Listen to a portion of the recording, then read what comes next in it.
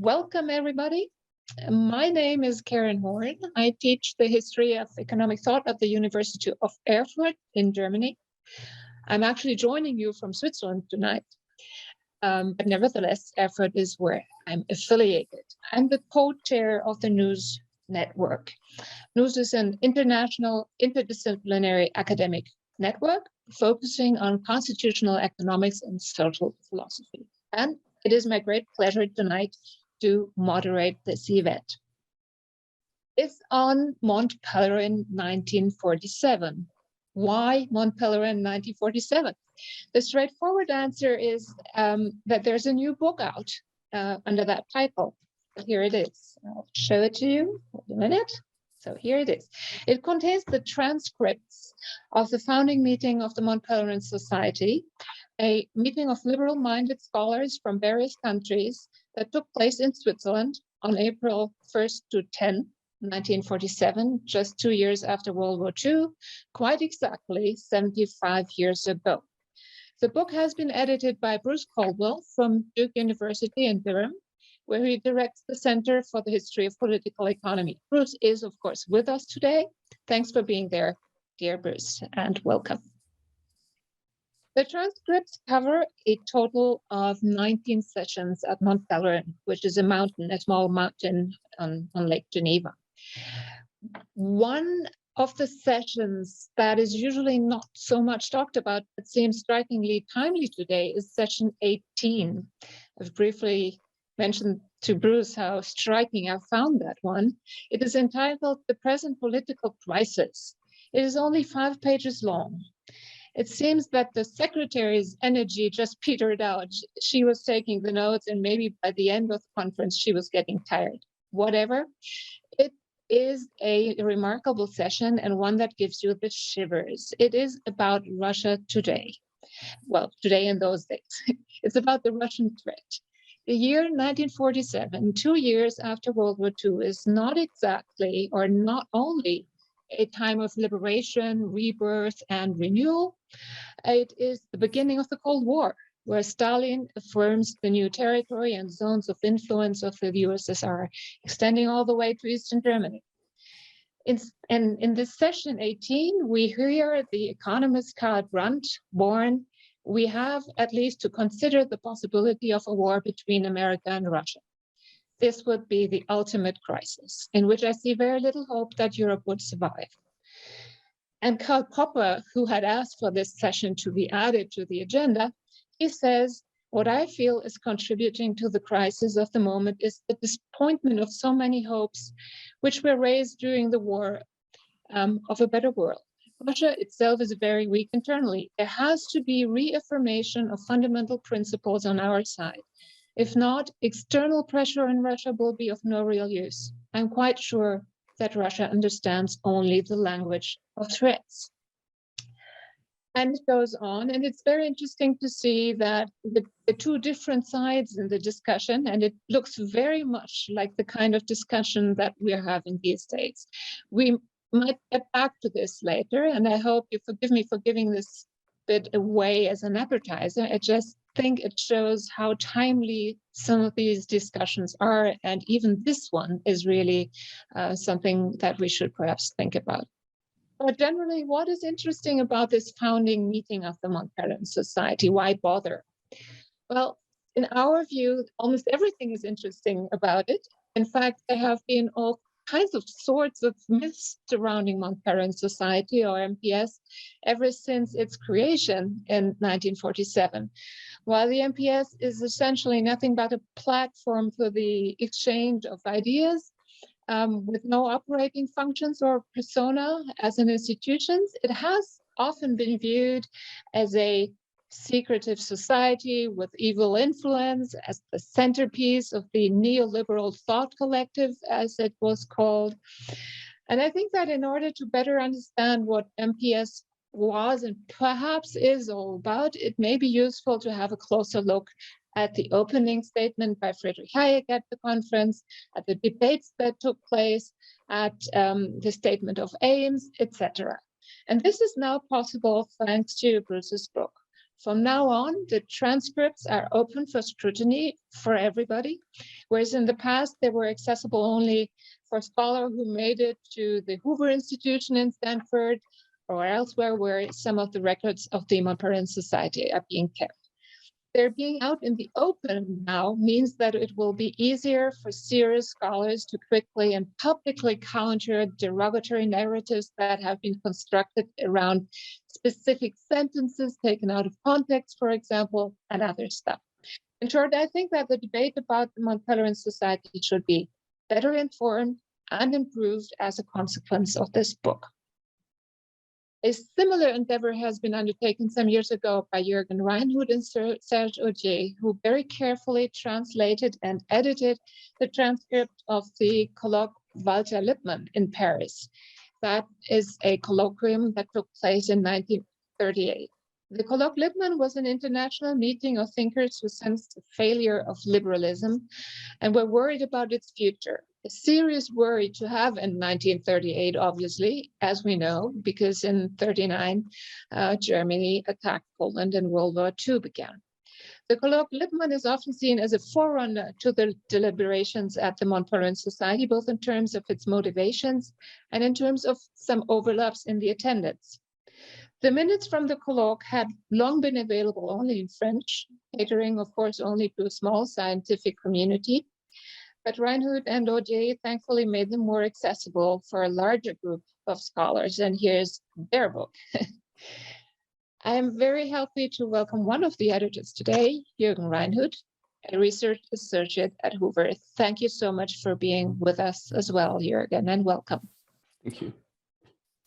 The purpose of this conversation today will be at least twofold. We will, of course, talk about the Mont-Pèlerin Society as such, about its origins and its motivations, and about the content of the discussions at Mont-Pèlerin as the transcripts reveal them to us.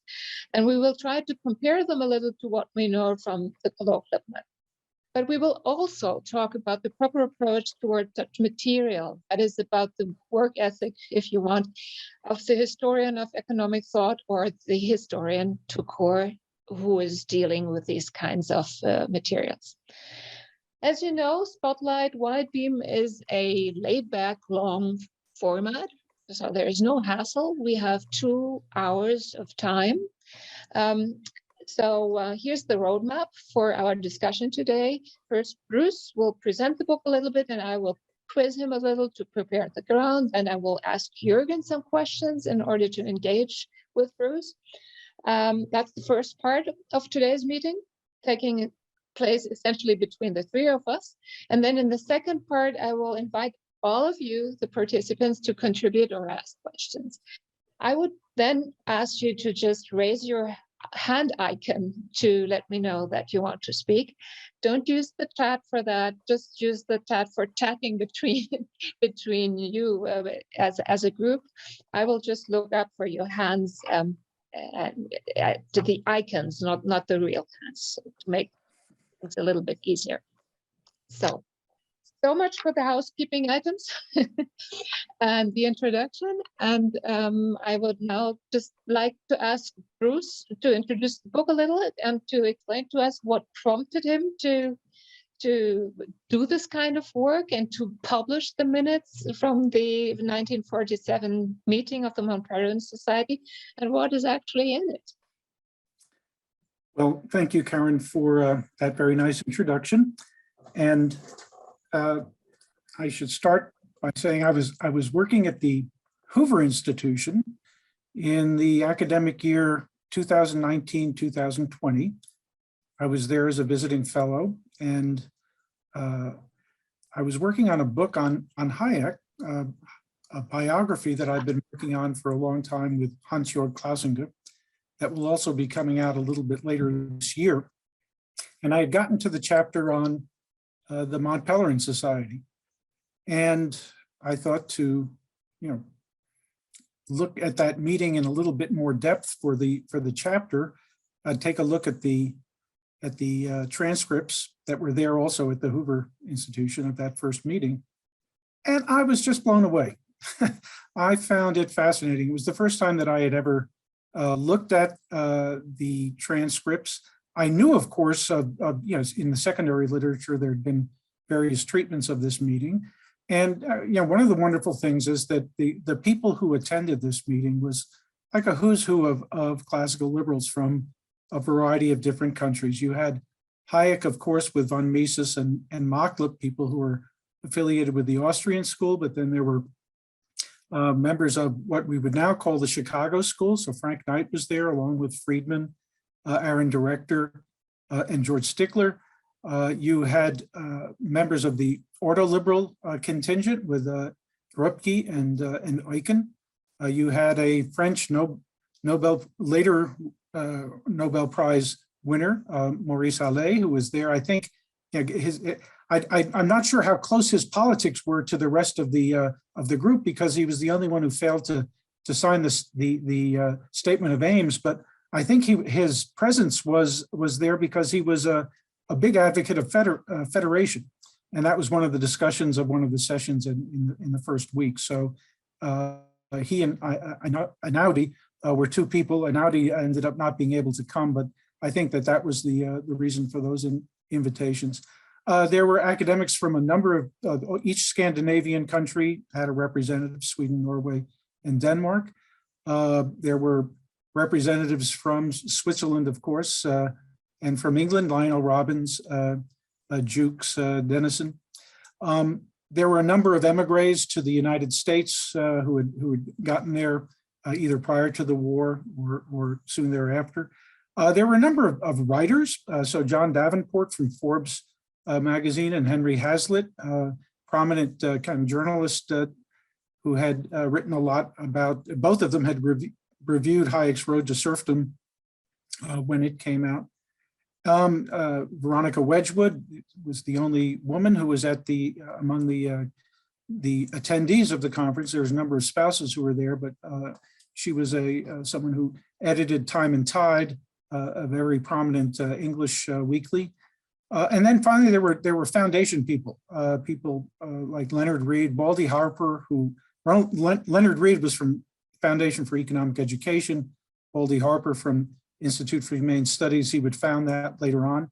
And a wonderfully, often pretty obscure, but in fact, one of the most influential of the foundation people, Lauren Red Miller, was there. This is a person who I learned so much about doing this research. He was instrumental in bringing Hayek together with Lunau, who funded the travel for anyone who came from America to the conference, who later helped fund both his position at the University of Chicago and earlier von Mises's position at NYU, helped raise the funds for the mansion that was used to house Foundation for Economic Education. He was just somebody who from a very small bureau in Detroit seemed to know everybody. So I mean, it just was a great story. I saw right away when I was looking at these transcripts that they're big personalities. They're debating liberalism at a very fraught time in 1947, and I thought, boy, this is a really good story to get out there.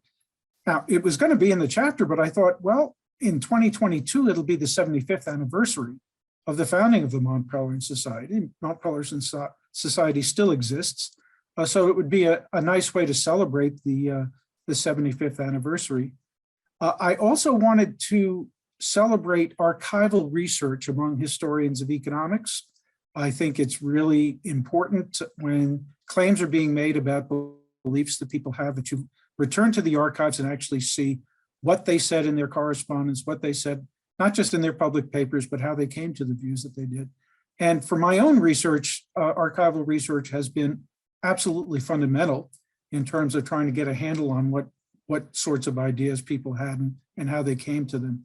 And as you suggested, the Mont-Pèlerin Society, by critics of neoliberalism, is viewed as one of the prime institutions for spreading neoliberal ideas. I know my friend Stefan Koloff likes the word neoliberalism, says proudly, I am a neoliberal. I don't so much like the word neoliberalism, and it's simply because it's typically used as a term of abuse. It's never well defined, it seems to me.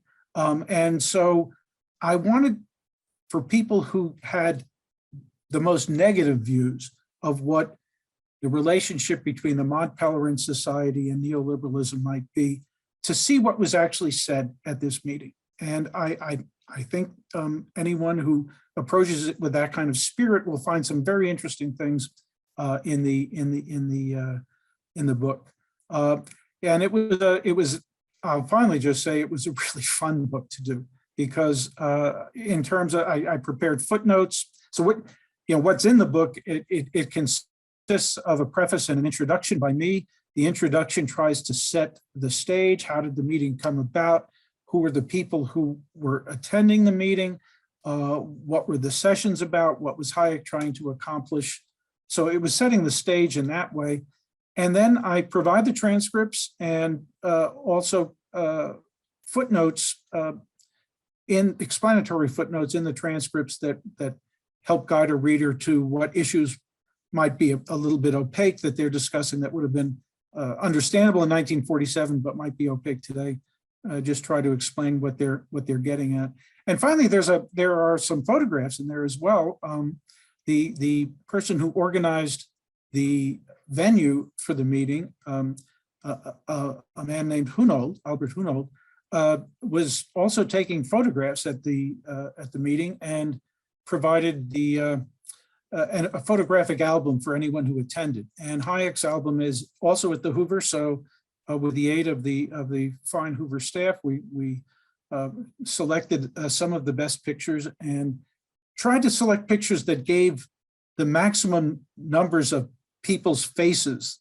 So you could put faces together with the names that you're reading in the transcript. Be able to identify some of the people who you're reading, whose words you're reading.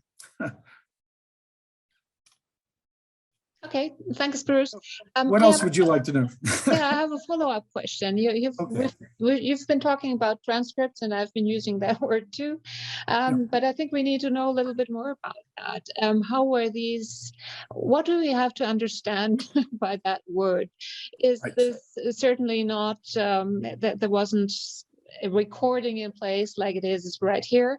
So what kind of minutes are they?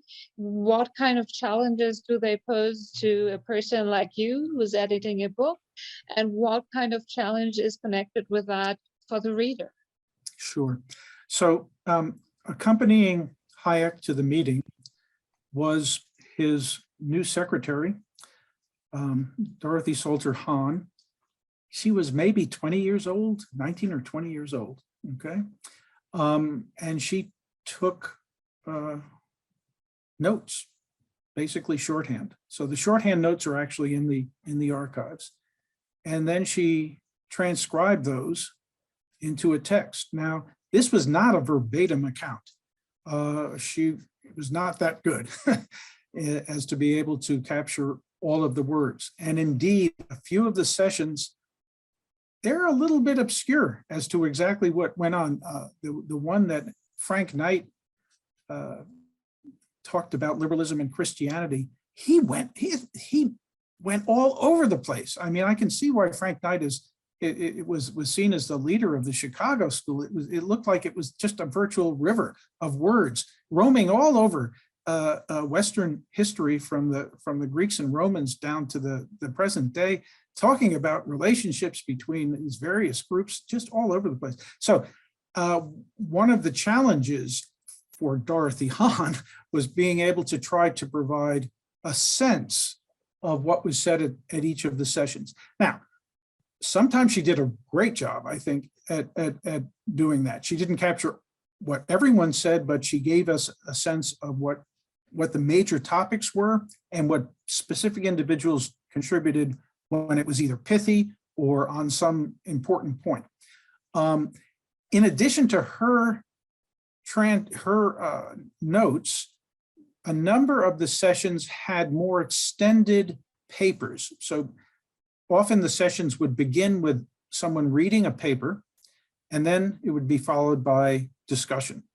And for a number of the sessions, Hayek's opening session, his welcoming address, but also his opening paper at the session on free enterprise or economic order. We've got that. We have a similar, for the same session, not really a paper, but a summary of the remarks of our director. Thanks to you and Stefan Koloff, we have also the remarks by Walter Eucken at that very first session. I should perhaps explain that to people who are attending this Zoom conference. Walter Eucken didn't speak English. The sessions were in English for the most part. And he understood English fine. And he spoke a halting English, I suppose, but he felt more comfortable having Friedrich Hayek translate for him. And this is something that Hayek remembered fondly in later years. Eucken died in 1950, so he would recall his relationships with Eucken in the later years, how he so much enjoyed translating for Eucken at these sessions. At that first session, Reinhoudt took notes in German of what Eucken was saying. And so those notes were in the archives, and you and Stefan were kind enough to do a translation of them. So they're also included in that volume. And in some of the other sessions also, there were fairly extensive remarks made by people that it looks like that Dorothy Hahn had access to those remarks that were written down in order to provide what was said at the beginnings of the sessions.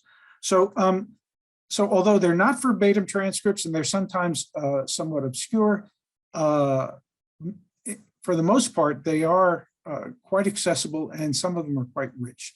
So challenges for me, we had to try to be as careful as we could in reproducing all of the materials that were in the archives. This was a multi-step process of turning these things into Word files and then checking the Word files against the originals. There were two sets of originals. One did not have any markings on them. Another had occasional markings on it and sometimes extensive, drawing through certain things that were said at the meeting or adding words. We had to figure out how to reproduce the original in a way that would not be too distracting. I think we were successful. You'll have to tell me, those who read it, whether we were. So if a line was struck out, we left the words, but we put a strikeout through them.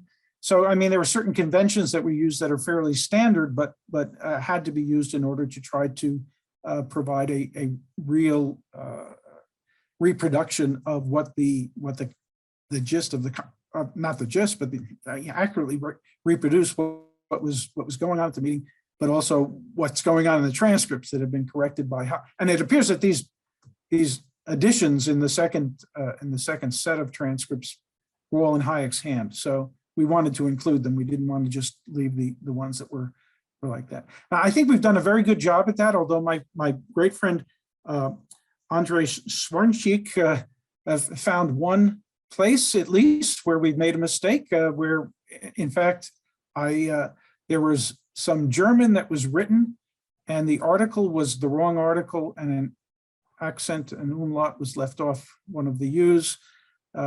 If only I had asked Stefan or yourself to read through all the German words, we would have caught that one as well. So that's one that I know is in there. I'm sure there's others, but we did our best on that. Thanks, Bruce.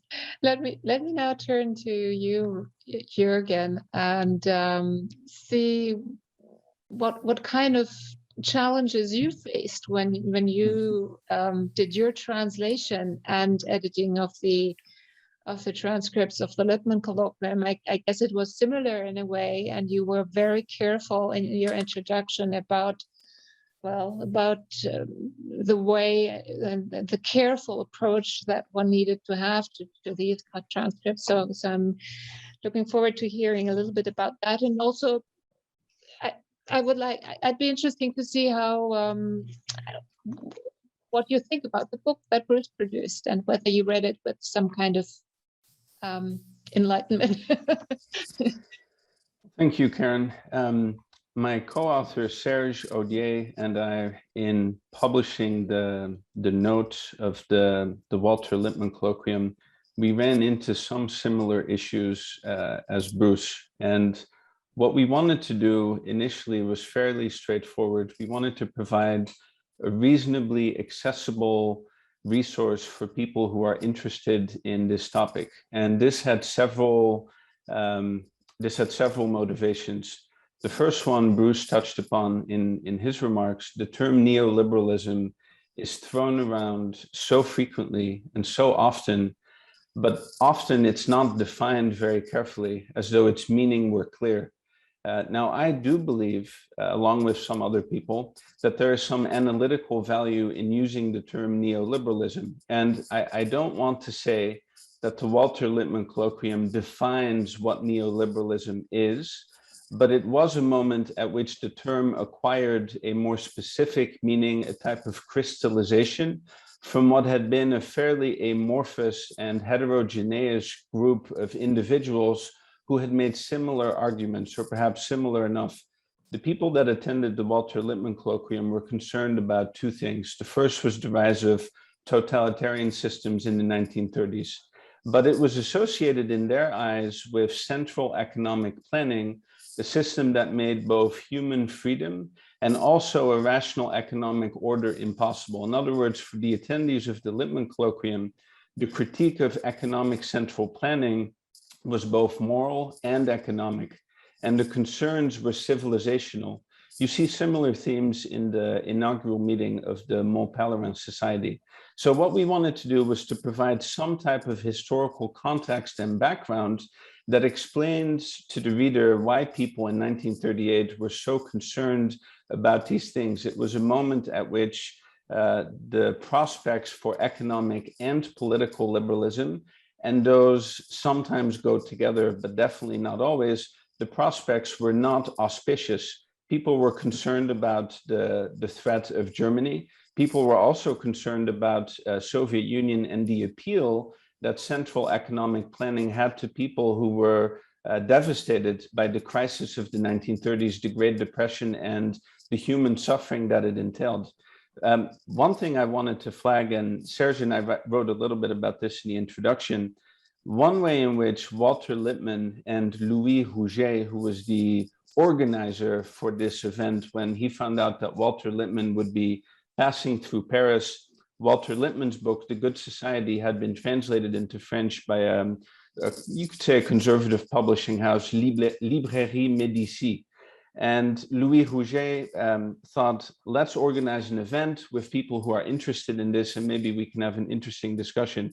Walter Lippmann initially didn't quite know Rouget.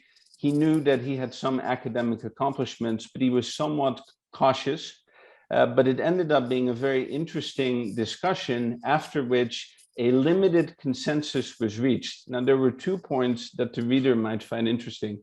The first is that there was a way in which attendees distanced themselves in their eyes from laissez-faire Manchesterian economic liberalism, that in their view was not sufficiently mindful of human sufferings that attended economic downturns or dislocations. And so the argument was made by Lippmann and Rouget in separate books before the Lippmann Colloquium was held, that many of the institutions on which the market economy rests, contracts, property rights, the rights that are given to corporations, these are produced by the legislature, and they're subject to change and revision. They're not facts of nature. And so when things happen that call into question the functioning of the market economy, these institutions that are at the foundation of the economy can be reformed. The second one was a willingness to countenance a degree of intervention through social insurance, state spending on research and development, and also national defense. That was another leg of the limited consensus of the Walter Lippmann Colloquium, through which attendees distanced themselves from laissez-faire economic liberalism, that not everything, particularly in geopolitics and national defense, could be entrusted to the market. Now, I'm not saying that this is how historically Manchesterian liberalism was. This is how attendees sought to renovate and revise liberalism. And the concern was civilizational. In reading Bruce's book, I found that the concerns are also civilizational. And if the book that Serge and I edited and Bruce's book do anything, I hope that it makes it clear that although this was a gathering at which many economists were in attendance, it was not a utilitarian gathering. These were people who were concerned about human dignity, the survival of free civilization, and about how people could live a dignified life. Economics is part of it, but their concern transcended economics. Their aim was not to project abstract theories and make people suffer. Quite the contrary, their idea was exploring how people could live in an ordered freedom so that living standards could rise for the masses. You see the social concern very prominently in 1938. And you see it again in deliberations in 1947, the contributions by Walter Lippmann and Ludwig Erhard, looking back on the currency reform that would take place about a year after 1947, the famous currency reform that would set the German Federal Republic on track towards its economic miracle, the Wirtschaftswunder. Erhard said, yes, it's true that the economy of the Federal Republic would be transformed by the currency reform. But he said just as important was that it gave people a dignity that they had lacked when they were just trying to survive. If you're thinking about basic survival, if everything in the economy is broken, and you see this in the deliberations of 1947, you also see it in 1938, reflecting on the Great Depression. If people are trying to survive, they're going to have a difficult time thinking about the future of their family or overarching themes. To live a dignified life, you need economics to be on good foundations. And so, unlike some of the critiques that are launched at the Mont-Pèlerin Society and neoliberalism, the aim is not to fit people into an economic mold. There's a real concern about the dignity of man, and economics is a part of that. So that's an initial response to your question, Karen. Thank you so much. Do you see that there is some kind of a shift between the priorities of the topics that they were dealing with at the Colloque Lippmann in Paris and then at Mont-Pèlerin? Is there? I'm asking this because I remember that you said, and other people have said, that at the Colloque Lippmann, there was a generalized feeling that liberalism, classical liberalism, had somehow failed, that it was paradigmatically not able to deal with the questions of the day, and that it therefore needed some kind of an overhaul. Was that still a topic at Mont-Pèlerin, or was there something else that was more in the center of the discussions, in your view? Would you like me to start, Karen? Yes, please do. Okay. There are some continuities, and then there are some discontinuities. The big difference, one big difference, is that fascism was militarily defeated with the results of the World War. So in 1938, you had not only the existence of German National Socialism and Italian fascism, and then Soviet communism, you also had people in what you would call Western democracies who were inspired or in some sense attracted to these philosophies as an alternative to moribund capitalism. By 1947, fascism is militarily gone. And so you're left with the threat of Soviet communism. However, just the same, attendees at the Mont-Pèlerin Society did recognize that these ideas held some appeal. And I was really struck by the comments of Trygve Hoff, the Norwegian publisher of Farmand, the business publication, in the discussion on Christianity and liberalism and the relation or the tension between the two, that he said that in a very secular age where people he doesn't use the words anomie or disenchantment, but he perhaps could have. He said people seek for some type of deeper meaning. And he said liberalism cannot provide man necessarily with everything. And so some people seek that in religion, but if people lose religion, they may seek it in other philosophies. You have a similar concern in 1938 that if people feel very isolated, and I believe this was an argument made by Hostow on sociological grounds, people need some type of vital integration, was his argument. It is good to be free, but people also need to have some sense of sociological integration. And if they don't, they may seek that in ways that are difficult or unhealthy. So you see the same concern in 1947 that people do seek a deeper meaning in life. I'm not saying that classical liberalism or revised neoliberalism cannot provide it, but that was a good recognition. And it's a theme that remains with us today. Where do people find their meaning? To what extent do they draw it from their family, their social networks, their religion? To what extent do they draw it from belonging to a political community, a national community?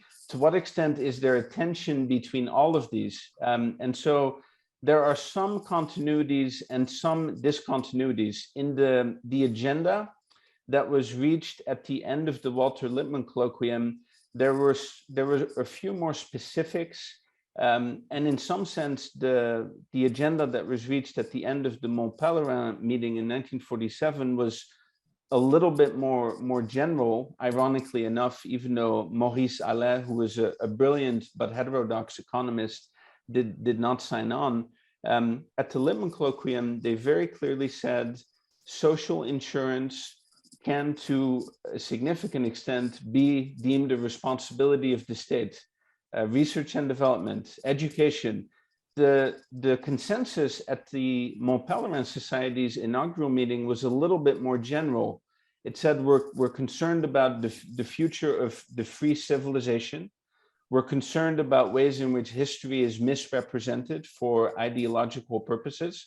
But there wasn't a policy agenda that was as specific. And of course, the Lippmann Colloquium got around their divergences and their heterogeneity by saying we should investigate the ways in which public interventions are compatible with the functioning of the market pricing mechanism.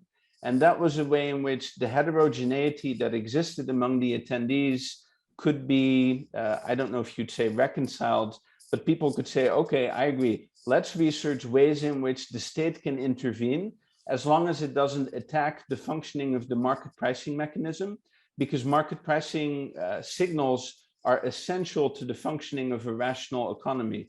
With market pricing signals, the state can do certain things subject to democratic deliberations. The Mont-Pèlerin agenda is a little bit more, I don't know if I would use the term ideational.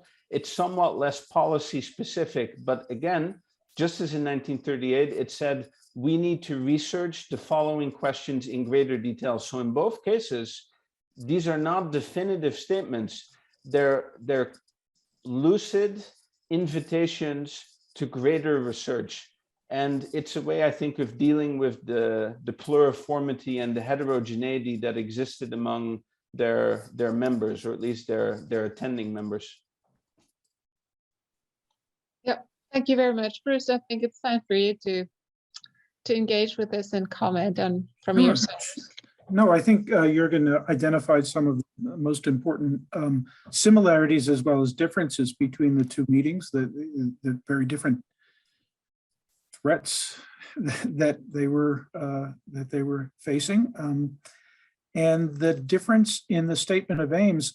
I mean, just to comment a little bit on that. So Hayek, in setting up this meeting, was very clear when he was approaching the funders that he was aiming to have a conversation about the principles that would underlie liberalism that would be doable in the 20th century.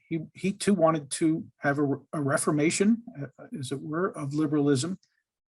Interestingly, Ludwig von Mises played the same role in the 1938 meeting and in the 1947 meeting. The first session at the 1947 meeting was free enterprise, which would be more laissez-faire, versus competitive order. And that would be, well, what sorts of things are necessary in addition to free markets to make for a viable liberalism.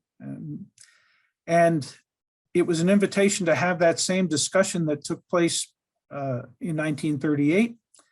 Now, three of the three papers were by people who favored competitive order rather over there was no one to speak for free enterprise among the first three speakers. So von Mises was a bit prickly by the time they got around to the discussion session and made his views known. It didn't quite get to the level in the transcript as it did in the Lippmann transcript, where Rustow is they really go back and forth a little bit in that one. But something that didn't make it into the transcripts, which I think occurred at that first session, was Mises getting up and leaving the session and calling them all a bunch of damn socialists. So there was very much that sort of tension at both of the meetings, or disagreements among at least some of the people about what the proper way ahead in terms of the economics was. But Hayek, to return to Hayek's emphasis, he wanted to look for general principles. And I think that helps to explain the difference between the statement of aims versus the agenda that were expressed at the two different meetings. He wanted general principles, and for the next couple of years, there were debates at subsequent meetings of the Mont-Pèlerin Society about whether they were going to try to come up with specific policy recommendations or whether they were going to investigate principles. Some people wanted to do the former. Hayek and a number of others wanted to do the latter. And an important document, The Intellectuals in Socialism, that Hayek published in 1949, he wrote that soon after having a meeting with that Loren Red Miller on one of Hayek's trips to the United States, met briefly with Miller, and immediately thereafter started writing up The Intellectuals in Socialism. And that document is a foundational document in the following sense. A lot of foundations that would support organizations like the Mont-Pèlerin Society and other scholars, foundations that went on to support things like the Institute for Humane Studies, they took that as kind of the Bible, that what needs to be done is to figure out what the general principles are that might underlie a liberal order, political, economic, social, etc., civil society, etc., and to investigate those and not try to make policy interventions. It's very well put, by the way, in a line that I think had to have been added by Lionel Robbins, because it just is a masterful one. In the Mont-Pèlerin Statement of Aims, the group does not aspire to conduct propaganda. It seeks to establish no meticulous and hampering orthodoxy. It aligns itself with no particular party. His object is solely by facilitating the exchange of views among minds inspired by certain ideals and broad conceptions held in common to contribute to the preservation and improvement of the free society. I mean, that sounds, just in the dramatic phrasing, very much like Robbins, because he had a flair for that. But I think it captures well the sentiments that Hayek certainly had about what the purpose of the society was to be. Thank you very much, Bruce. Before what you just read is the list of topics that they recommend for further study, because they consider that, well, intellectual argument is needed to counter the totalitarian and socialist movements that they are out to combat. And the last point is the problem of the creation of an international order conducive to the safeguarding of peace and liberty. Peace in these days, again, that resonates quite a lot. And permitting the establishment of harmonious international economic relations. But economics only comes second or third. As Jurgen said, there was something else going on, something moral, something about human survival and dignity and etc. And I think it's very clearly phrased here. I find it interesting to see this list of topics recommended for further study, because it shows that the Mont-Pèlerin Society was once an academic society, basically. At least it was in 47. There weren't many non-academics there, right, Bruce, other than today? Right. So there were some foundation people, but the vast majority were academics or writers. There was one businessman who was a friend of Rübke's, who was invited, de Levenfass, who was invited in March. And I think it was mostly because he was from Belgium and they didn't have any representatives from Belgium. He was eager to come, and Rübke said, sure, come on. And he spoke a couple of times during the meetings, but was not a major figure. But it was meant to be a society of intellectuals who are concerned about the fate of Western civilization, in a phrase, in the face of the various problems that they face. I think it just for people today to recognize just how bad things were in the spring of 1947. I mean, the war, to be sure, had been over for 2 years, but there was still rationing in austerity Britain. There would continue to be until the early 1950s. The Labour Party there was instituting a number of nationalizations. There was a big rise in the Communist Party activity and strikes in both Italy and France. There was civil war in Greece. And if you look at, I mean, those places at least were to some extent viable or attempting to be viable democracies. If you look at the rest of Central Europe, I mean, it's divided into zones. Soviet zones in Austria, in Germany, French, British, and American zones elsewhere. The harvest of 1946 was horrible. The winter of 46, 47 was the coldest since 1880. There was the prospect, literally, of millions of people dying of starvation in Central Europe, because the lands that were being used, that would have been used for food, were under the control of the Soviet Union, not of Germany. And it didn't look like things were going to be good. And there was an intransigence by the Soviets. I mean, there had been a meeting of the foreign ministers to try to figure out what to do with this, with Europe split into all these zones for 2.5 years, and nothing was happening. It was just, there was intransigent that was blamed on the Soviet Union, I think correctly. And it was really only a couple of months later that the Marshall Plan was announced in a speech, and then steps were being taken to actually fund it. So this was really at the point of the most desperation. It was the darkest hour, just before the dawn, as they say. So it was the background to the meeting is important to recognize just how these were not theoretical topics anyone was discussing. These were real problems. It's very important that you mention it, because I think especially younger people might think that, well, 2 years after the war was over. So after all, Right. It should all be beauty. This meeting in this great hotel in Switzerland, what's not to like, Yeah. Can I add one thing to what Bruce Yes, just please. said? There's an interesting exchange in the inaugural meeting of the Mont-Pèlerin Society talking about German agriculture. And I thought it was fascinating that the money, so-called money that farmers were receiving, they couldn't really use to buy anything of value to them, because the economy was so, I don't know if you'd say clogged or stuck. And so at some point, farmers might start to change their behavior and potentially work less, because they just weren't compensated for the labor and the value that they were putting into agricultural production. So at that point, the currency reform became a matter of vital importance, not just as a matter of abstract economics, but in terms of ensuring that the agricultural cycle would continue. And I thought that that was a very, very impactful exchange.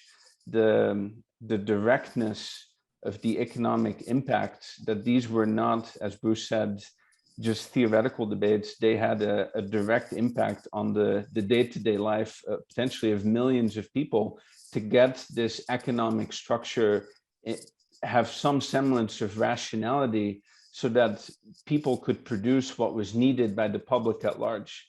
And what you see in the exchanges is just how extraordinarily dysfunctional the post-war economic administration of the German areas was, and the damaging effects that it had on very average, normal people. Some people were just walking around looking for things to buy with empty store shelves. They weren't people that were engaged in anything that was economically useful. And the point was made at the Mont-Pèlerin Society. So there's a sense in which these groups sometimes have the impression of being needlessly abstract. I see at the inaugural meeting a very strong concern for the layman and how he's impacted by irrational economic systems. And in 1938, you see the concern for the layman who falls under the sway potentially of totalitarian promises, empty promises, hollow promises, but the impact of which he's not exactly able to calculate. So in both cases, I see more of a humanistic concern than a utilitarian concern, although, of course, economists do make utilitarian calculations, but I see a strong concern with the dignity of the common man, which is not necessarily what one would expect. And it's also not what has always been brought to the fore in descriptions of what neoliberalism is, or what people claim that it is. You know, it's not I don't view it as an inhumane or a completely theoretical concoction. These were people that were concerned with how people could live. And I think that Bruce's introduction, but also the exchanges themselves, provide a different dimension of complexity, hopefully, to readings of neoliberalism. Yes. Bruce, is there a session that you would say it is your favorite, that where you get a debate going on that you found particularly fascinating? There are something like 19 sessions or 18 sessions all in all, right? So is there one that is your favorite? Well, I won't say that there's one that's my favorite. I mentioned a couple, maybe one or two, that I think were particularly engaging. So Milton Friedman is 34 years old, and he was chosen to lead the discussion on the topic of taxation, poverty, and income distribution. And at this session, he basically presents, he doesn't say it's the negative income tax, but it's basically an argument for what would later be called the negative income tax. So you have a progressive tax system. He wasn't enthusiastic about progressive taxation, but he says it's in place. And if we're concerned about poverty, just as Jurgen said, which is what he was, we need to continue that progressivity in the opposite direction. Below a certain level, you get money back from the state. You know, if you have a certain level of income, you start to have taxation, but if you're below that level, you get progressively more money from the state. And he said, yeah, we can't afford to have people, you know, we can afford to take care of people, and this seems to be an effective way to do it. And he was peppered with questions. And it was just such a brilliant exchange, because you could just hear Milton Friedman responding. People would ask a question, he'd have an immediate response. It was just like when you would see him debating with people on free to choose. He was, I'm sure, smiling throughout the entire thing, as he always does when he responds to things. And it was just a very nice exchange. People were worried about the usual sorts of problems. Who's going to collect it? What level should it be set at? aren't people going to resent the fact that they have worked and have generated tax dollars that's then given to people who aren't going to work? What about all these other social services? So he's quite clear this was meant as a replacement of a lot of programs that have been put into place that were designed to help poor people. But just as today, you know, you've got literally hundreds in the United States, hundreds of programs. Some of their incentives go in all different directions. So people have to be very careful if they accept this program and do this program, they can end up losing benefits from that program. And how do you figure it all out? Practically have to have a PhD to figure out how to get your benefits. And he says, this is simple. And he says, you know, there's going to be some loss of productive power possibly, but this is a way to replace all these other programs with a program that is simple to administer, simpler to administer, and which accomplishes the same goals. And he wasn't able to make the claim, which many people now would make at much lower cost overall. If you have something like universal basic income, various proposals that have been put forward. But it is contingent on getting rid of the other programs that are clogging up the system. So that's certainly one that I thought where you could, if you knew the people who were involved in the discussion, you could almost hear them going back and forth. But I know, Karen, that you have some sessions that you also liked very much. You'd mentioned that to me, so I'll just stop there, perhaps. Yeah, well, thank you very much. I of course like the one on the future of Germany a lot, which has already been mentioned. The one on liberalism and Christianity, which Jurgen also talked about, and of course the one on the present political crisis, which is the one that has astonishing parallels, I think, to the one to the situation we're in right now. What do you make of that, Bruce? It's only 4 pages, as I said. It's a very it is a brief one, but it's very full, because I mean, you know, one of the topics that was brought up was that really the reason that things are at a standstill is you've got American power. A lot of the other European countries didn't have as much power as America, and you're facing off against the Soviet Union. And so there was a little bit, I think, concern among the people that we're kind of caught in the middle here, and if one of these two big powers makes a decision, we're all going to pay for it. And indeed, the prospect of the fact that there could be some sort of nuclear disaster was actually mentioned, you know, the possibility of some sort of war, because the atomic bomb had been exploded. The United States had it. So there was worries about the kind of devastation that could be in the future.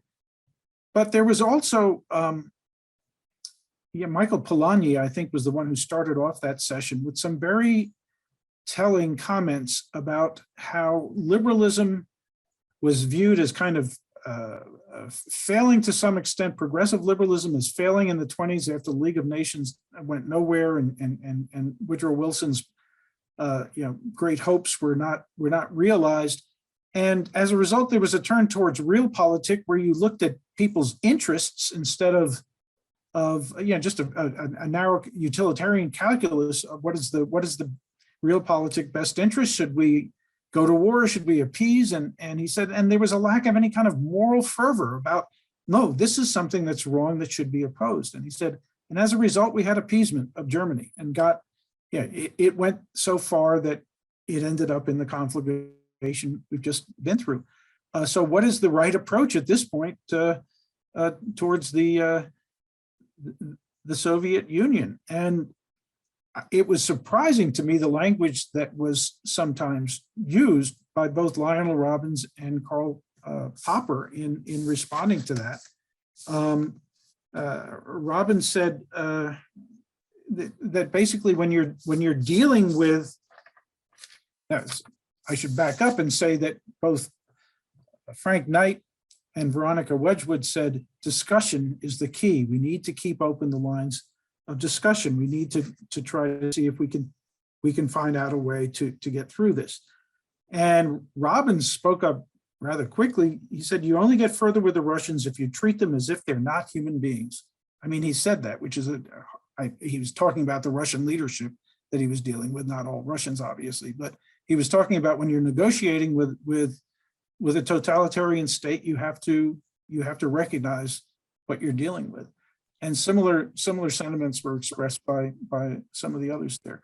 So it was it does have striking. Sorry, yes, Bruce, of course. may I just interrupt you a little? I'm at the end. Because I think that quote is important, and it is potentially dangerous. When Robin says one should treat the Russians as though they are not human beings, he actually answers something that Mrs. Wedgwood said, and she says that, well, she supposes that humans do obey moral laws, and we have to act on that assumption, from which derives the idea that they can be won over by argument. So human beings means can be won over by argument. And Robin says the Russians cannot be won over by argument. And in that sense, they're not human beings. I don't think he goes as far as to say that they are not human beings as such. And I just want to make that clear at that point. That's a very good clarification, and I appreciate that, Karen. Please go on. I just thought that was important. Yep. No, it was. Well, that was a frightening session. And the one on the problems of Germany, of course, was the one that both Rutke and Eucken led off the conversations, and both of them were pointing out something that Jurgen said, which was that the economic situation in Germany was so horrific in the spring of 1947, because even though the war had ended, the economic setup was exactly the same, except now it was even worse because there were 4 different zones. So you couldn't even have exchange across the zones. So you have smaller units that still have massive price controls in place, a virtually worthless currency, and it's an occupied area. So the troops were the only ones that were able to have enough of the currency to be able to buy up things. So Eucken spoke, both of them spoke dramatically, but Eucken was particularly impressive because he just gave day-to-day examples of how the only way you could possibly survive in such a regime was through barter, how inefficient barter was. He said thousands of people spend their entire day accomplishing what one trader could accomplish in an hour or two, that the economy was half of a corpse, was one of the phrases he used. He also said that it was equivalent to the way it may have been back in the 6th to the 8th century. So he's pointing out just how horrible things are. And both of them were making recommendations that, as again, Jurgen noted, in 1948 were undertaken, getting rid of the price controls and instituting a new currency, which immediately had an effect of starting the revitalization process going for the economy. So it was very poignant. Milton Friedman, in his memoirs, talked about how impressive Eucken was in bringing home to all of the people who had not been from that area just how dramatically bad things were, and used the example of Eucken peeling an orange and the care with which he took in peeling and eating an orange, something that he hadn't seen since probably before the war. Who knows when last time he'd seen it, and with the loving care with which he devoured this piece of fresh fruit. It's a very, very poignant moment, actually. I think we've reached the moment where we should open the debate. The first part is over, at least in terms of minutes. And so I would like to invite everybody to signal their willingness to contribute something or ask a question. And of course, Bruce, you and Jurgen, you're both free to answer. You just jump right in once the question has been asked. Again, please don't use the chat for this. Just raise your hand icon, not the physical hand, because that would be not so easy for me to see with such a large group. The first one in line is Lars Peter, and so I would like to give the word to you first. Thank you very much, and thank you so much for interesting presentations. And I must say, as being the organizer of the 75th anniversary meeting of the Mont-Pèlerin Society in Oslo in October this year, it's such a perfect thing to have this book coming out. And I don't mean to reduce your sales, Bruce, but I should also tell that everyone attending will actually get a copy of the book. And I thank you for facilitating that. I would like to add an interesting thing about Jurgen. You mentioned Trygve Hoff and the liberalism and religion session and what he said about the human need for belonging and to believe in something and so on. You may not know it, but as I'm a Norwegian, I certainly know that. Trygve Hoff wrote a big book during the Second World War, was published in 1945, called Peace and Future, The Road to Liberocracy, as he called it, or liberal democracy.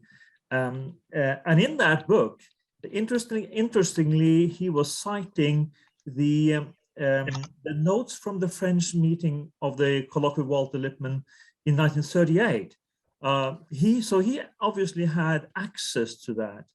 And interestingly, because of the point you mentioned, Jurgen, I should tell you that Hoff particularly cited Walter Lippmann and gave strong expressions for having much sympathy for Alexander Rustow and Wilhelm Röpke's views. They were more sociologically oriented, concern for the human condition and the social question, of course. So this is an interesting bridge building between your observation and actually what Hoff took out of the 38 meeting.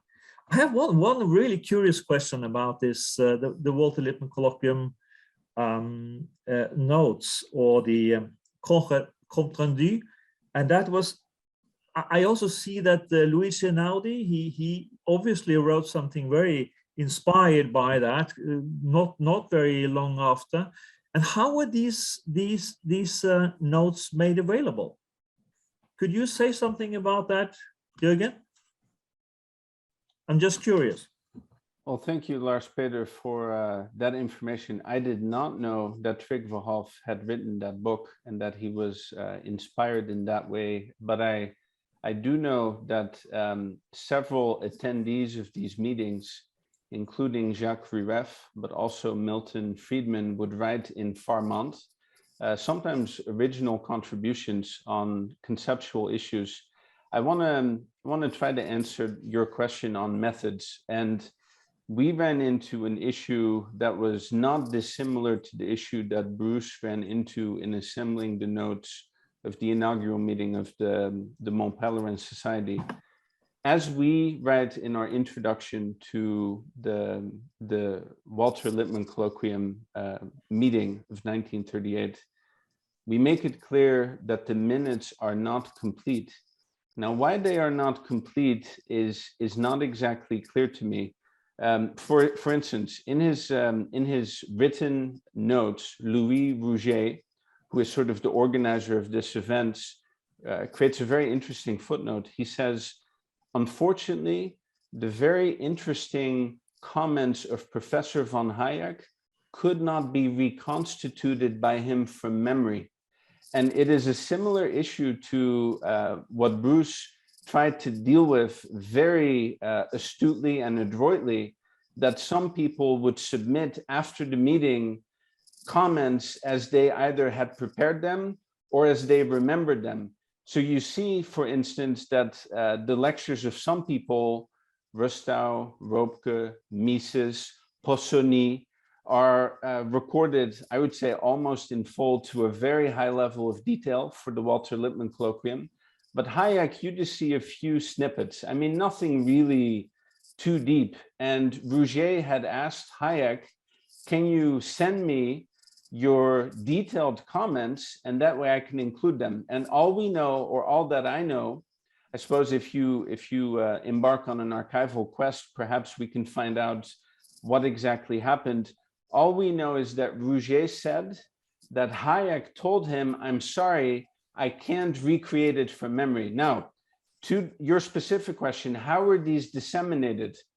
The institution, as far as I know, that was instrumental in disseminating these was the Librairie Médicis, the publishing house that disseminated a lot of liberal materials, even if, as we've seen, the ideological orientation of the publishing house was perhaps more conservative and less classical liberal. They still translated from abroad a tremendous amount of classical liberal books and materials for dissemination within France to sort of offer a counterweight to an intellectual environment that at the time in France was not very hospitable to liberalism. That was the aim of the Médicis publishing house. Not long after the meeting was held, and I got an original copy from an antiquarian for I think about 100 euros, one of the original paper, booklets, if you can call it that. It looks more like a piece of paper that was bound together than what we would call a book. But anyway, that's how it was first disseminated. And my understanding of it is that it was first disseminated in a circle of people that were connected to the initial invitees. Not everyone who was invited to the Lippmann Colloquium was able to attend. I don't know which Italians from memory were invited, but I do know that several were invited, names that will be familiar to you. You can think Serge and I wrote who exactly was invited but was unable to attend. But it spread first in a fairly confidential circle.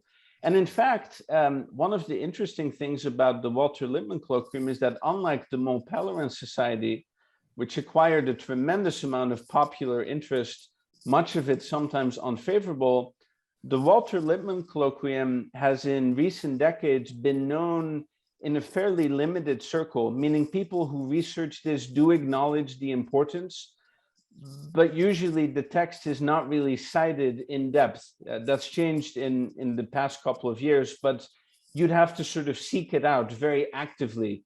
It didn't feature prominently in newspapers or news discussions about the history of liberalism. It was more an expert circle type of thing.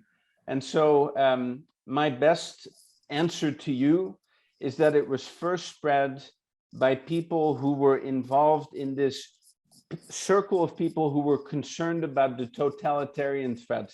That's the very summarized version.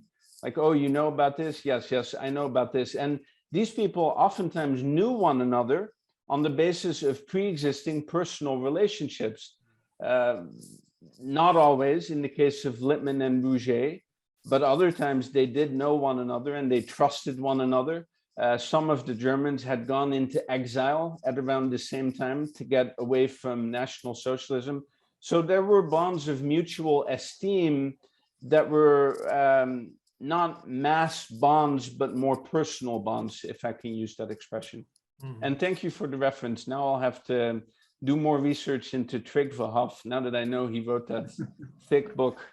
Could I just add a little detail? Yeah. Very shortly. What you say makes perfect sense to me, because, you know, also Trygve Hoff was in contact with both Mises and Hayek at the time. He was writing his dissertation on summing up the economic calculation in socialist society in that period. He published in 1939. He was obviously a lot in contact with particularly Hayek, I think. So it's easy to see how that could be connected. Thank you. Thank you very much. I think your remarks also show us how much context is needed to understand these kinds of minutes because they're minutes, because they're from shorthand, because they're not complete, etc. So they're not actually an easy read, not in your case, not in Bruce's case.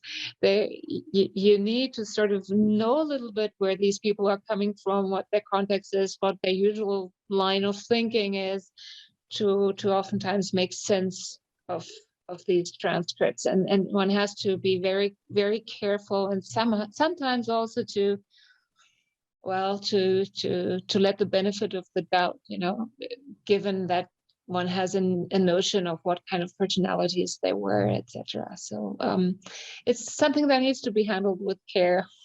I agree with that. I have Michalis the next on my list. Please go ahead. Thank you very much, Karen, and thank you, Bruce and Jurgen, for this stimulating exchange. I have two things. One is, of course, to endorse what Karen just said about context. Also, Bruce and Jurgen were gave very detailed accounts of the context. Now, the context brings me to the question of John Maynard Keynes, because during the interwar years, he defined himself as a new liberal. He reviewed the road to selfdom, and he was very positive for the book. But he was not invited at the Walter Lippmann Colloquium. Of course, he had passed away in 1947. Can you comment on the reasons why he was avoided or not referred to at the meetings? This is the first question for both speakers. The second is, I'm currently writing a biography of a major Greek politician who was for many, many years finance and economy minister in Greece between 1950 and 1980. And he did his PhD in Geneva in 1941 with William Rappart and Wilhelm Röpke as his professors. And I'm puzzled by the fact that he was never invited or attended any Mont-Pèlerin meeting. Although in his speeches in Parliament and elsewhere, he was very close to the social market economy and Eucken, and he had a friendship with Ludwig Erhard, etc. So the question is, did not the Mont-Pèlerin Society reach out to Southern Europe? Spain and Portugal were dictatorships, of course, but what about Greece after the Civil War or before the Civil War? Thank you. Thanks for your question. Bruce, can you answer that? So I don't know about the Greek professor that you mentioned, although I think we could probably look both in Hayek's correspondence regarding the Mont-Pèlerin Society.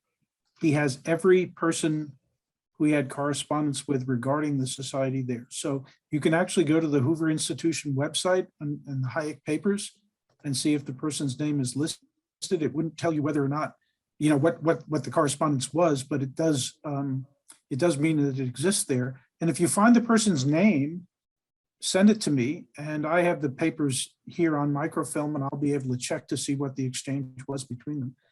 As far as John Maynard Keynes goes, I mean, I think it's an interesting drinking party game to say, if he had been alive, would Hayek have invited him to the Mont-Pèlerin, the first meeting? And I think I would argue I think he would have. I think he actually would have. By the end, the beginning of the war, they were praising each other's interventions in terms of, Hayek was praising Keynes's pamphlet, How to Pay for the War, thought that it was a brilliant set of proposals there.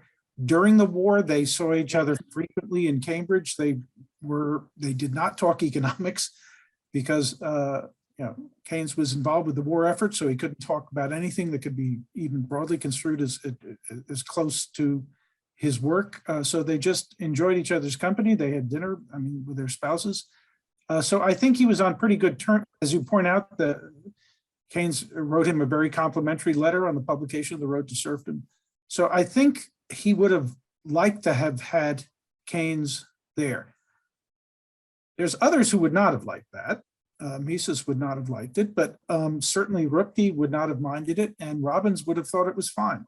Robbins, in fact, in the session on the macroeconomics said, I'm not talking about Beveridge's idea of full employment being at 3%, but certainly the idea that you could use macro tools during a recession might be something that we could investigate. And Friedman disagreed with him. So there was kind of that kind of classic difference that you would expect given the later developments of economics. But I think he would have enjoyed having Keynes there. And I'm very interested in hearing what Jurgen has to say about 1938. Okay. Yes, I was going to ask Jurgen, because one of the participants in Paris was Etienne Mantoux. He wouldn't have appreciated his presence, right? Okay. You have to distinguish between people who are or are not Keynesians and people who are open to having an intellectual disagreement with Keynes. Now, I will say, in a quick response to your question, there were several people at the Walter Lippmann Colloquium who did indeed oppose Keynesian theories. Jacques Rueff, Hayek, Mantoux, Röpke, but it's a qualified opposition. I mean, it depends. That doesn't mean they didn't respect him. For instance, Lippmann was a personal friend of Keynes, to the extent that you could call it that. Raymond Aron, the French sociologist, was very explicit that he was influenced by Keynesian theories in his understanding of economics. Robert Marjolin, J.B. Conliffe, and even Michael Polanyi. They all held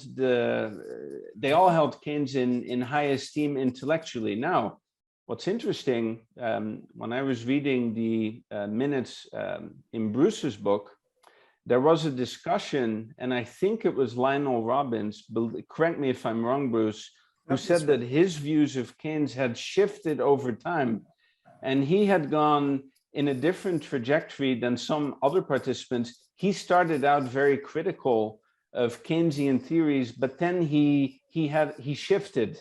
His views changed. And so we should keep in mind that as the years passed, these people did sometimes change their views in response to evidence. And so some of these attendees, if not most of them, were in that sense open-minded, that some of them thought about these theories long and hard, and sometimes they did change their mind. Not always, but sometimes. Thank you very much. Michalis, maybe you can take your hand down, and then Benedict is next in line. Well, thank you very much, Bruce and Karen, for all the work and the research that you've accomplished. I was struck listening to your presentation that this group of high caliber economists would spend and devote so much attention to issues which were not primarily technically economic, but which were about civilization and about philosophy, and even, as I've just heard, about religion too. My particular question is this: what we heard from Karen earlier on was that some of the discussion points were echo and resonate with us today because it seems positively prophetic that they picked up issues which are of interest now. My question, Bruce, is you would be able to know this from your extensive reading of the records of what they were discussing. Over the last 75 years, we've had two big changes in approaches to liberalism. 30 years ago, there was the view we're already at the end of history because liberalism is so good, there's nothing you're not going to like about it. Everybody's going to see the benefits, and the more liberalism they get, the more they'll want. So liberalism will spread around the globe. That's the end of history view. But then there was, around the same time, another view of the clash of civilizations. And I needn't elaborate here in this forum what that thesis was. And my question, Bruce, is from your sense, taking the pulse of the discussants at the time, where would they have stood on this question? Were they thinking that liberalism was a universal civilization?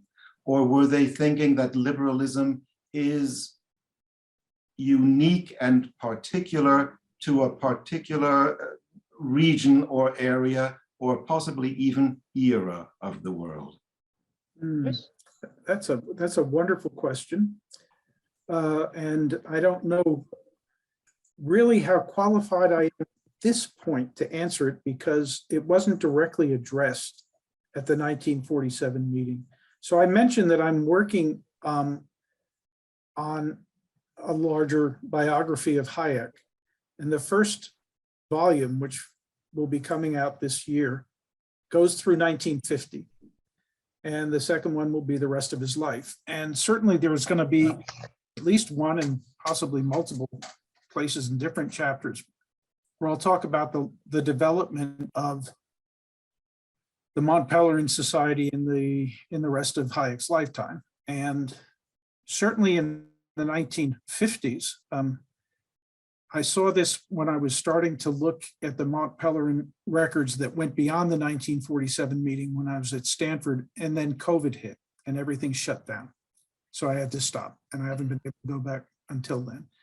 But certainly the end of empire was there at that time, and the Cold War had started.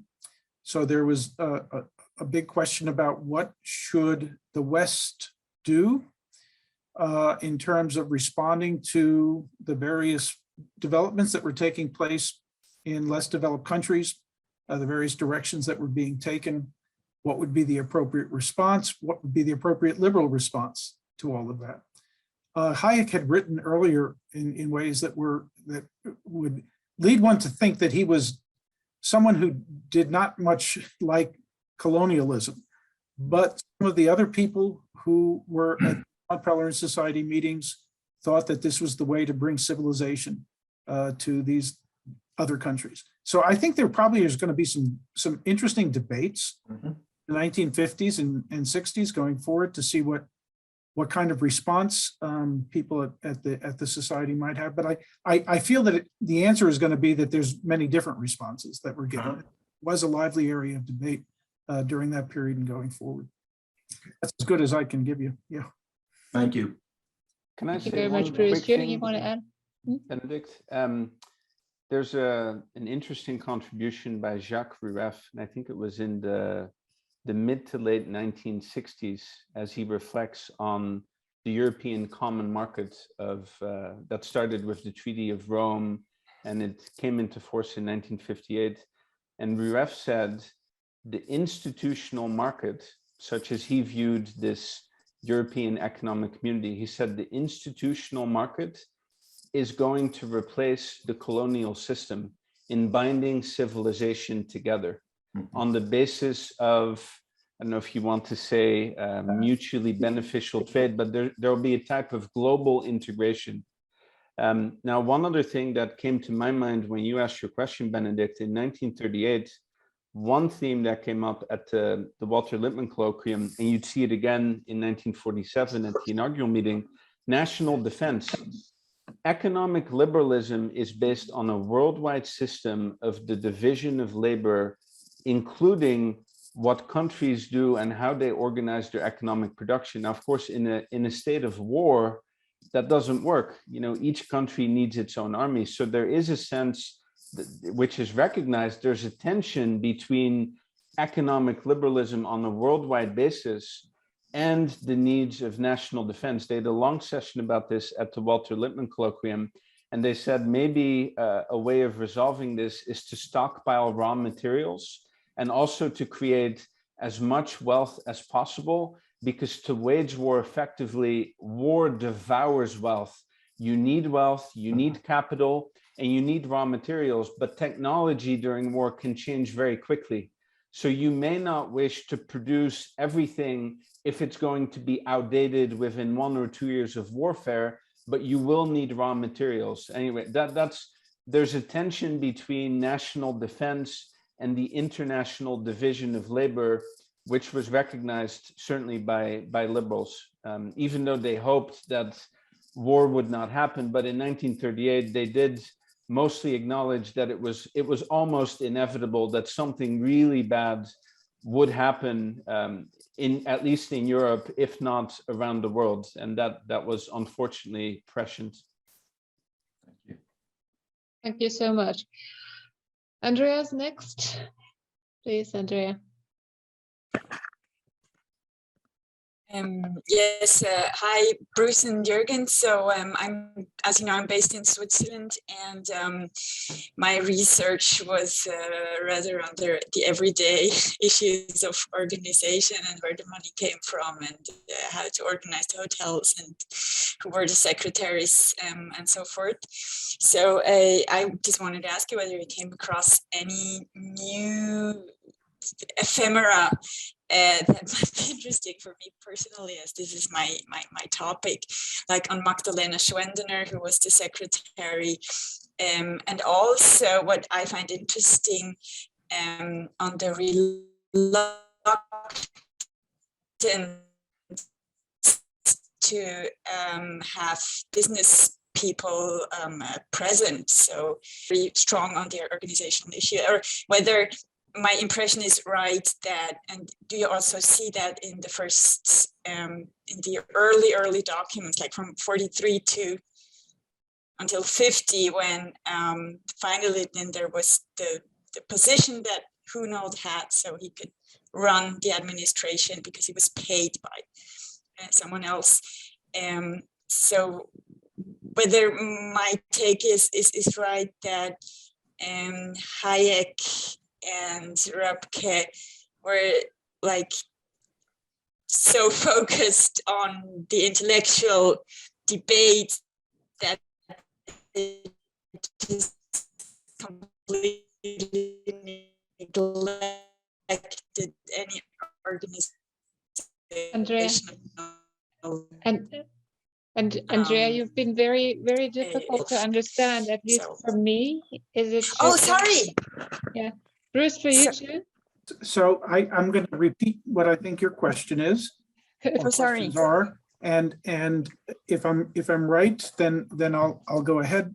The first question was whether I'd found any more interesting information about the sources of funding, and all of the information I have about that comes from you. So no, you're the source for that. The little information that I've got. And I appreciate what you have been able to share.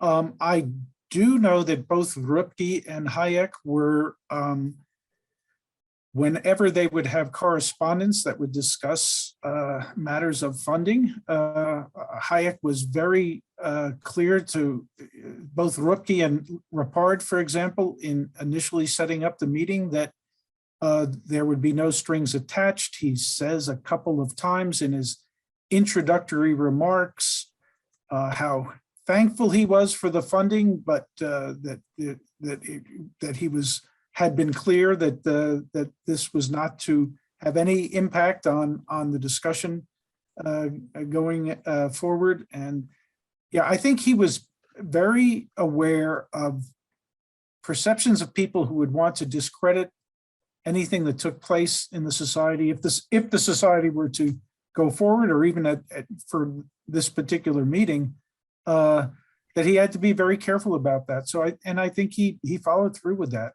His correspondence with the funders were artistic in his way of walking the tightrope of trying to keep the funders engaged, but making sure that they understood that this was an intellectual enterprise. And he said it sometimes quite bluntly, sometimes in a Viennese polite way, but it would have been hard to have missed his message there. So your third question seemed to have been where you were breaking up the most. So if there was anything further that you wanted to ask, you should ask that last bit again. You're muted, Andrea. Okay. No, I'm good. It was just that whether you came any like scribbled notes on the side of any document saying we need someone running the administration or something like this, you know. So I mean, I stopped looking at the MPS stuff in any kind of detail too soon to get into that. There might be. So yeah. Maybe ask me again in a couple of years. Okay, thanks, Bruce. Stefan's next. So first of all, thank you very much for this super interesting conversation. I have a question on neoliberalism and perhaps also on the history of the NPS connected to that. So the way I understand the term in very simple and perhaps also condensed way is that neoliberalism pops up in the history of liberalism whenever we don't know what liberalism means. So in moments of skepticism, in moments of uncertainty, in moments when also the liberal order is going through such transformations that we must urgently reconsider what it actually means. Because I mean, obviously the 1930s and 40s are one moment when the term is used, but Karen found it in the early 19th century in France, and then there is the late 19th century in Italy, etc., etc. So this is what neoliberalism means to me. And so my question to both of you is, I had a sense that, also based on earlier readings, that this is really what those meetings are about. We don't know what liberalism means in the 20th century. But then if we look at the further decades of the NPS, people become much less uncertain. So classical liberalism basically comes back as a term up to the point where people perhaps get complacent and say, well, no, we do know what liberalism means, so we don't need neoliberalism anymore. And today, again, we are in an age where everything is shaky, where so much is in a turmoil. So that is why perhaps the term is topical again, unlike in the 80s when, I mean, things looked so stable. So would you buy into such a definition of neoliberalism as a skeptical liberalism, as a liberalism of uncertainty? And would that explain the transformations of the NPS back then, in the later decades, and what perhaps an audience like the NPS needs today? Thank you. Thank you very much. Maybe you start, Jurgen, and then Bruce afterwards to turn. Stefan, thank you for what is probably one of the most difficult questions to answer for anyone who is researching in this field. It's an extremely good question, but it's extremely difficult. Let me say this.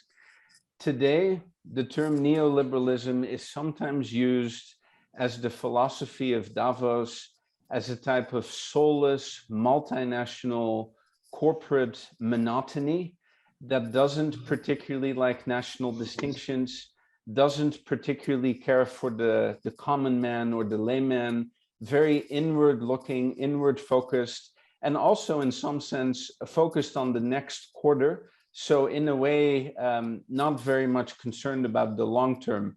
Now, here's the challenge, and you've done some outstanding research on this, tracing the term, you and Karen, even before the Walter Lippmann Colloquium was held, describing ways in which the term neoliberalism was used.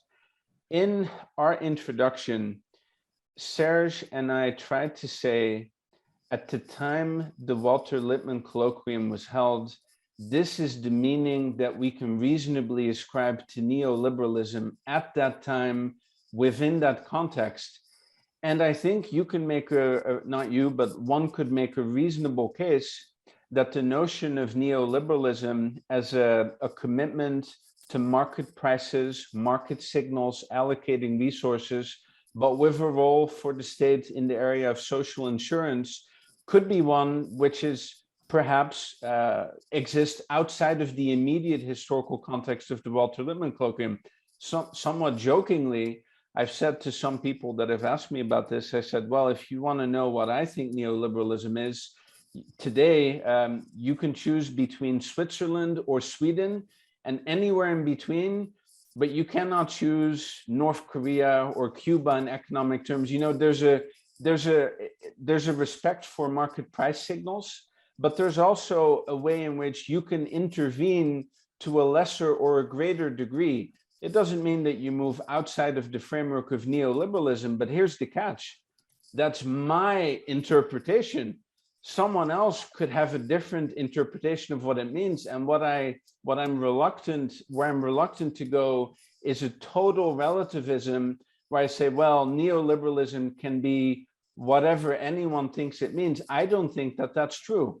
I do think that neoliberalism gained a specific meaning, even if there were different understandings of it. And you see this in the way in which former participants of the Lippmann Colloquium would invoke the terms after the meeting was held. Some of them almost, Hayek and Mises seldom used the term. My co-author Serge Audier found a few references where they did use the term. I think Mises wrote of ein wirklich neuer Liberalismus. This was in the mid-1950s, but that's exceedingly rare. Now, Jacques Rueff would use the term very frequently, and he gave it a very institutionalist definition, represented by the European common market that he dubbed the institutional market. And he said, this really incarnates neoliberalism. So you have the issue of neoliberalism such as it exists objectively. How do you define it? Then you have how former participants themselves interpret it.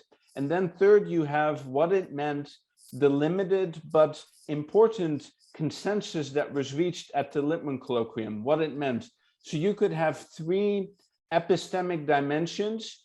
And as strange as that sounds, I don't want us to end up in total relativism that the term is meaningless. Personally, I think the term analytically has value. Otherwise, I would say that we could just retire it. I do think it has analytical value, but one has to be careful about specifying the term and also the context in which it first crystallized, and then the way in which it was used later. So I realize that's an unsatisfactory answer, but it's the best that I can do right now. It's a good question. Sorry. Thank you so much for that answer. Bruce, do you want to add something?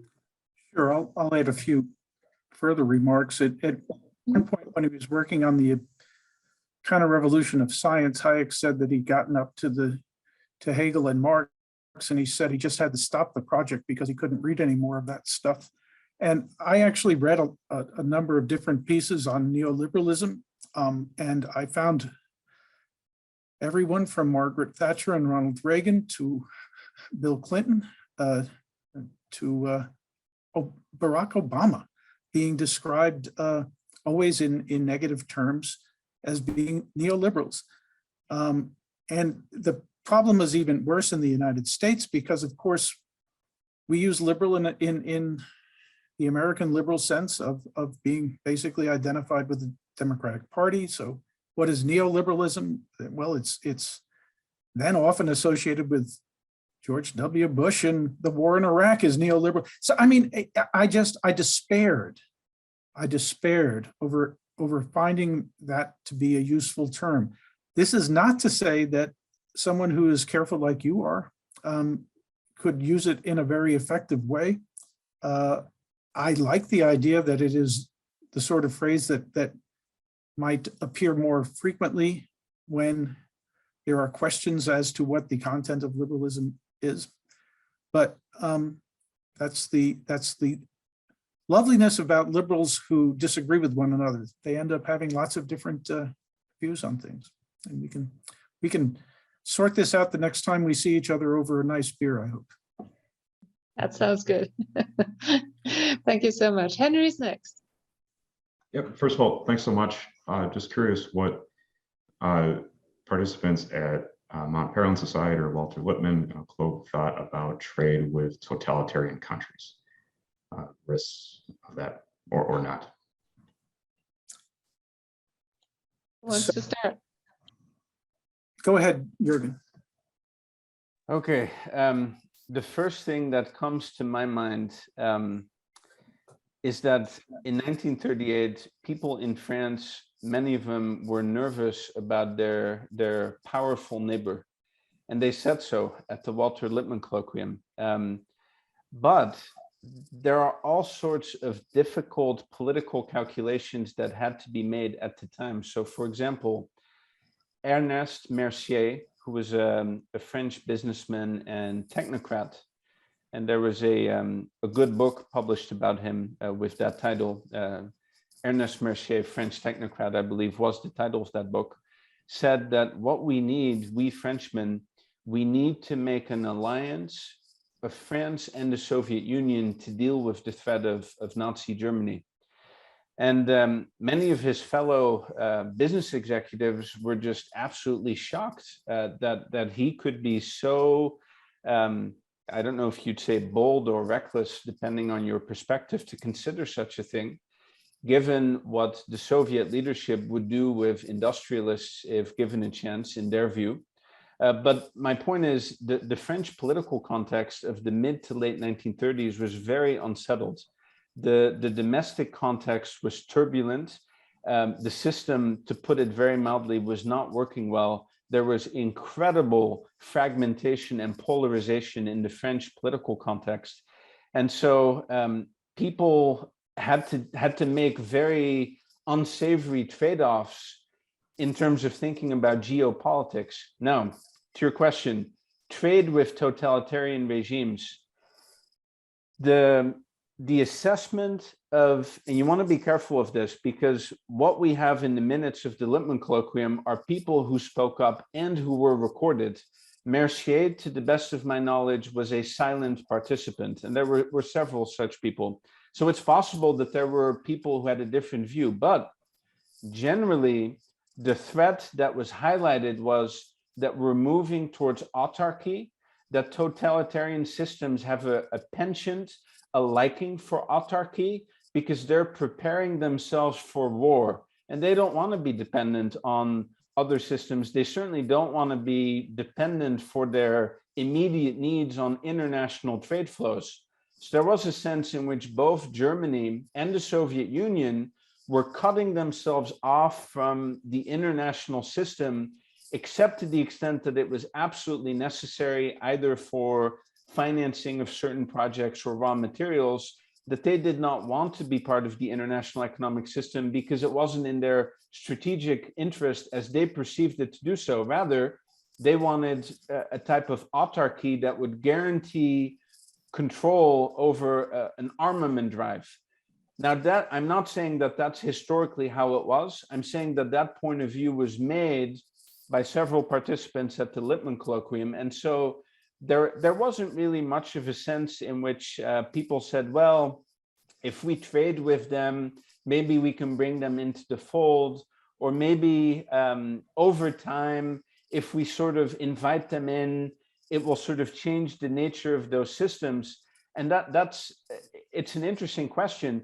Can you have economic liberalism within an authoritarian system, and then can you have it potentially within an extremely authoritarian system, almost a totalitarian system? And the participants really don't appear to have believed that over the long term, you could have anything resembling totalitarianism at the political level with economic liberalism, because to have economic liberalism, you needed to give people a measure of freedom to innovate, freedom to start their own businesses, freedom to choose their employment contracts. And that was excluded in the system of central planning. And it was also excluded in totalitarian systems that wanted to maintain absolute control. But it wasn't explored perhaps to the level of detail in which now we in the West are puzzled by China. The CCP, they have liberalized their economy to some degree, but now that they've gotten wealthier, they're pulling back. And again, they're reimposing very strong political control. And many people in the early 2000s thought that trade liberalization with China would produce a type of political liberalization. That was the hope. But in 1938, that just wasn't discussed in those terms. There was just a sense that these systems have made a choice to to cut themselves off, and it's ominous and regrettable. It's an imperfect answer, but I don't want to take up Bruce's time. So Bruce, I'll hand it over to you, and you can maybe give a slightly more satisfactory answer to that question. No, my answer is going to be less satisfactory. I thought you did a brilliant job at trying to deal with it. It's just it wasn't brought up at the meeting. That was not something that was discussed that I can remember. Karen, you've looked at it. I don't know trade with. In fact, there wasn't really even a session on international trade. There was one on money, which tended to deal with some elements of that, but no, there wasn't really even a discussion of trade. So that was not one that I guess Federation was talking about some trade aspects. So the notion of a federation, though, was meant to be a federation of liberal states, and they were aiming towards trying to promote exchange among a set of liberal states in opposition to the Soviet Union, for example. So it really wasn't discussed. Sorry. No, it's not in there. I looked at the session you just mentioned, session 7, where we have the economic aspect being spelled out about federation, and it's Professor Iversen who says that there's enormous advantages in abolishing trade walls between different countries, but this is not about totalitarian countries. This is about countries you want to be friends with. So no. Anyway, we have one more question by Jerne. I don't know if I pronounced the name correctly. Yeah. So. Okay. Can you hear me? Yep. Okay. So I'm sorry for my voice. I'm recovering from COVID, and actually I didn't participate in the first 20 minutes of the discussion.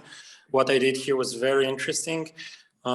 So I'm kind of developing some sort of burgeoning interest, academic interest for classical liberalism as an international or internationalist project.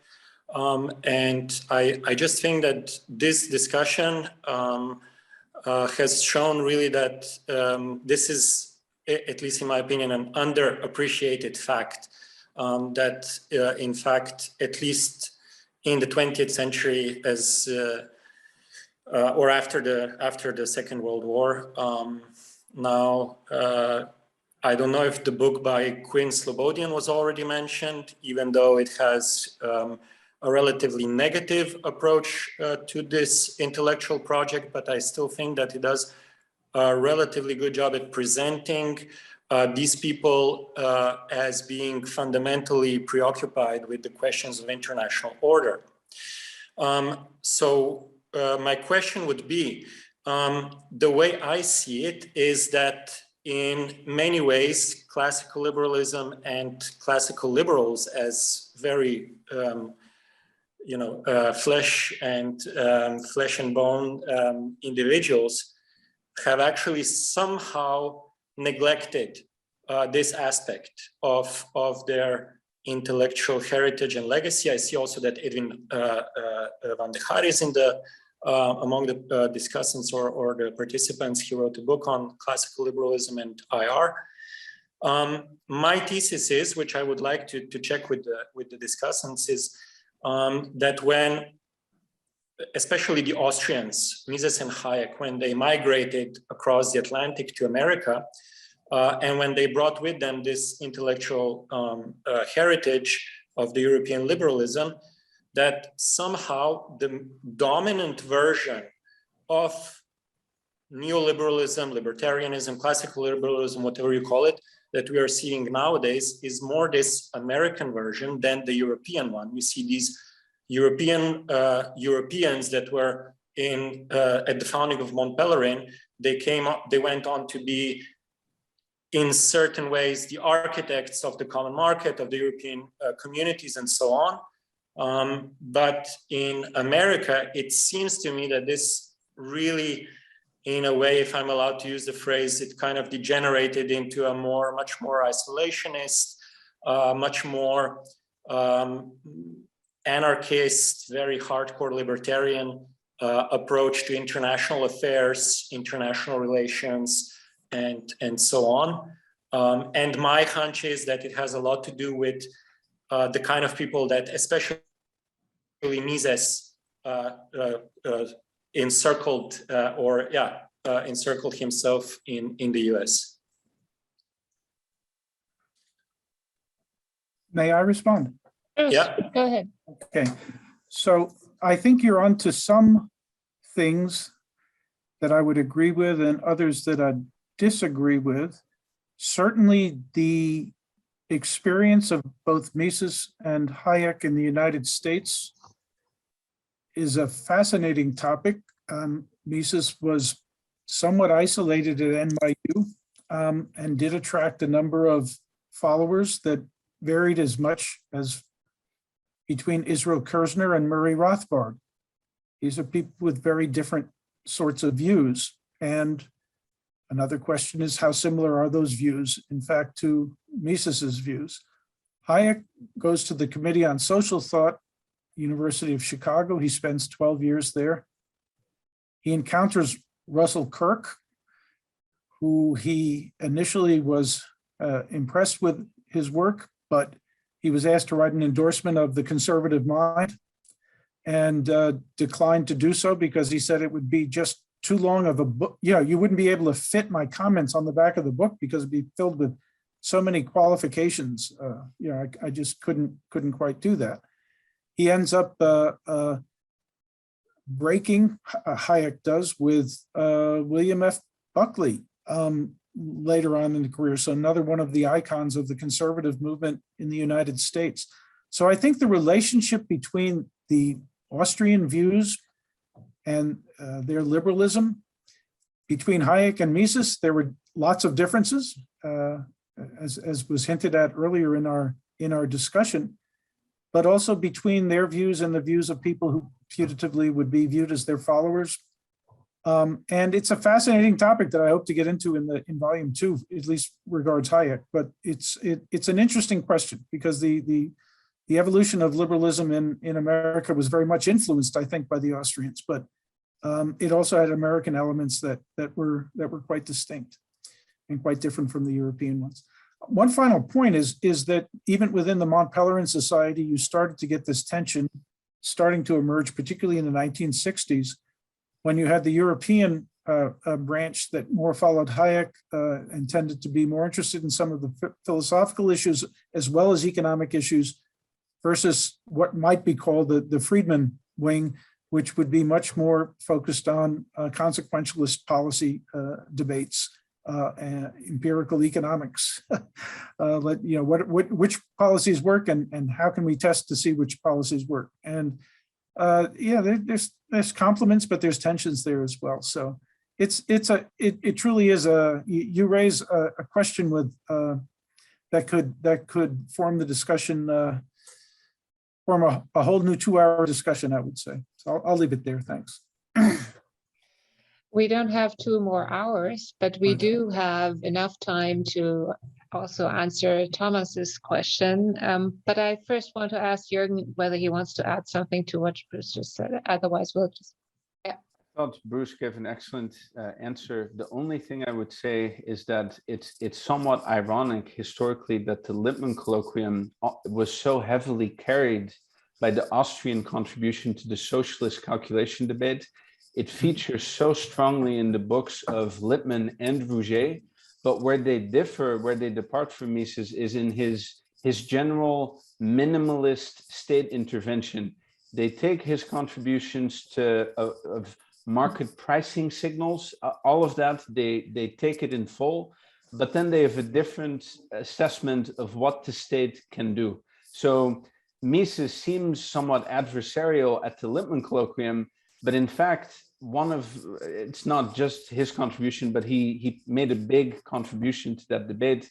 It carried the whole colloquium, even if in the exchanges, it seems as if he's sort of a minority figure. The tone can, in that sense, be a little bit misleading. They did admire his contributions. They, in some areas, drew a different conclusion. yes. Thank you very much. Last question, Thomas. It's 8 o'clock, so we will come to an end slowly, but I want to take that question. Thank you very much, Karen. If you hear me. Yes, Yeah, we hear okay. you, not exactly well, but we do hear you.